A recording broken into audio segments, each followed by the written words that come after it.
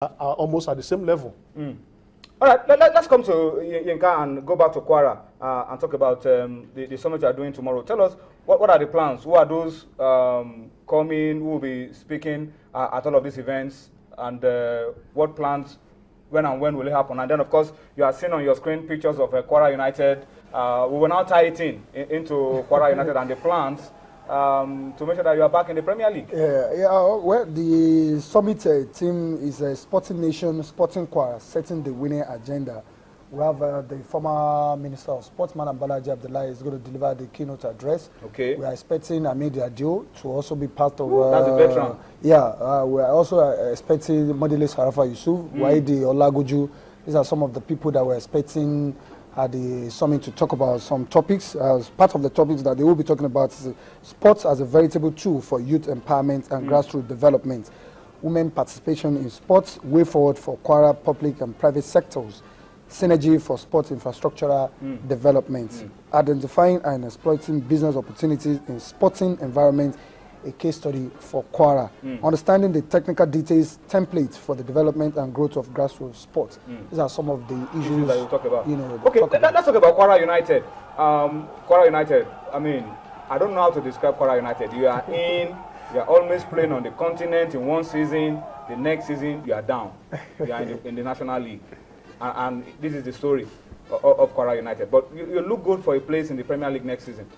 Well, when you say how optimistic are your chances? Well, we are very sure. We are very close to the place. Already.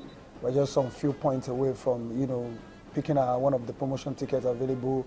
Group A, we've been doing very well. If you look at our our statistics, we have scored more goals than any other team in that particular group, and we have considered, I think only one other team considered the same number of goals that we have considered. Considered the least number of goals? Yes, we have plus 19. Yeah, we have plus 19 now. We have considered 22 out of I think 47 or 42 that we scored. We scored 15 goals in 3 games at home, and this is, there are some things that you need to put together, in Nigerian football. When a team plays at home, scored as much as 15 goals, and find it very difficult to score away from home.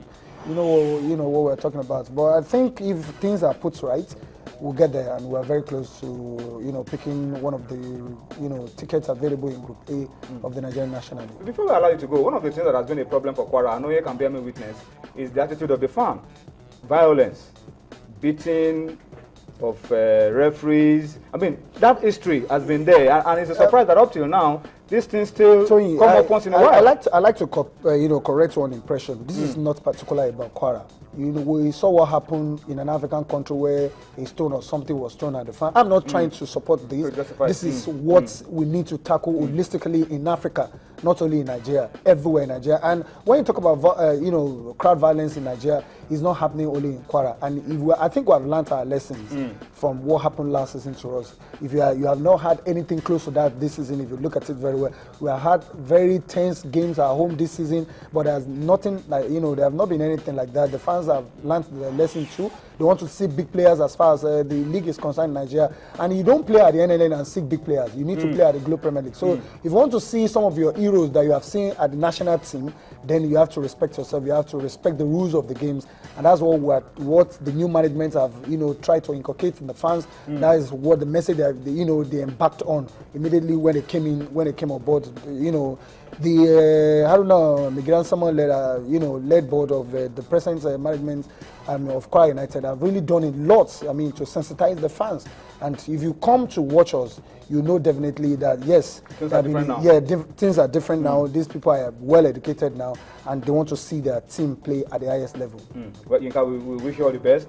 Not just with Kwara United, we also wish you the best with the Kwara Sports Summit starting tomorrow, ending on Thursday, I think. Yeah. And we hope that will be a benchmark, that will be a model for other states to follow.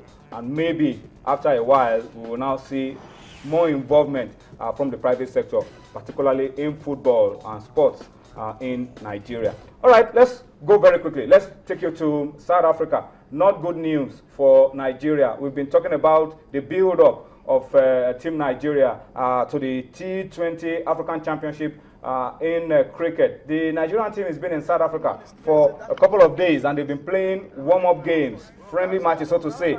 they've been winning, but this didn't go the way we planned it. We lost to Ghana.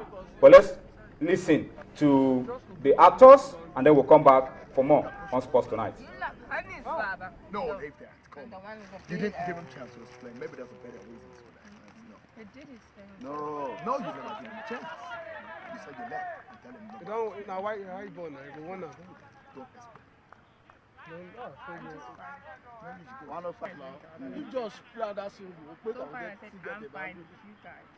Does it take us here? I'm sorry to say that. Just to give us even two down the stairs. You can push it all around again. You love honest, Baba. No, leave that. Come on. You didn't give give him a chance to explain. Maybe there's a better reason for that. No. I did explain. No, you never gave him a chance. You said you left. You tell him no. Don't, now, why you born now? You won now. Don't explain. One of You didn't give him a chance to explain. Maybe there's a better reason for that. No. I did explain. No. It doesn't often happen.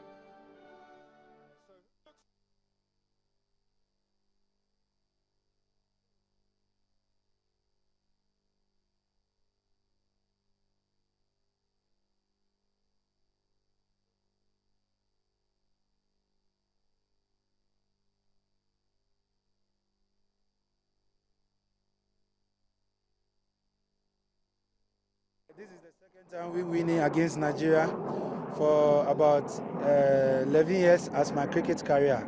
So I'm very, very delighted to win this game. We play with a better team.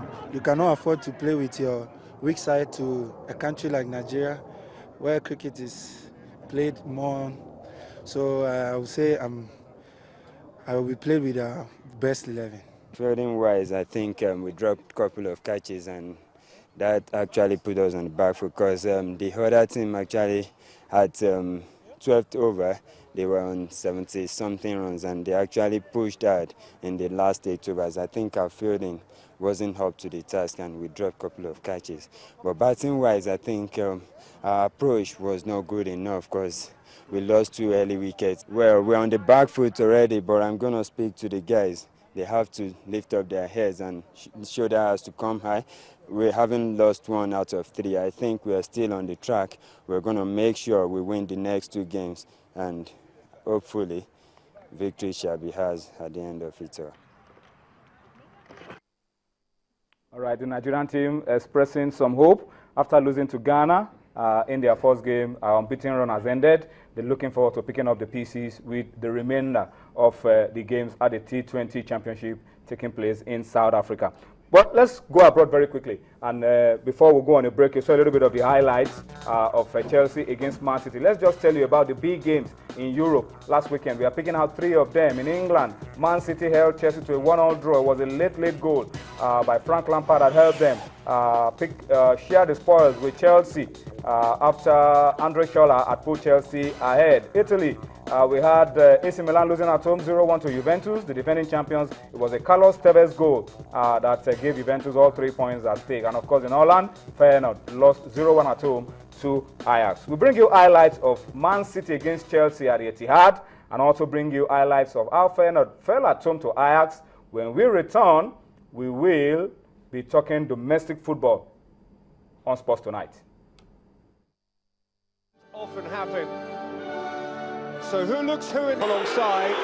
You can see Chelsea's extra man here. Hazard aimed it at Scholler!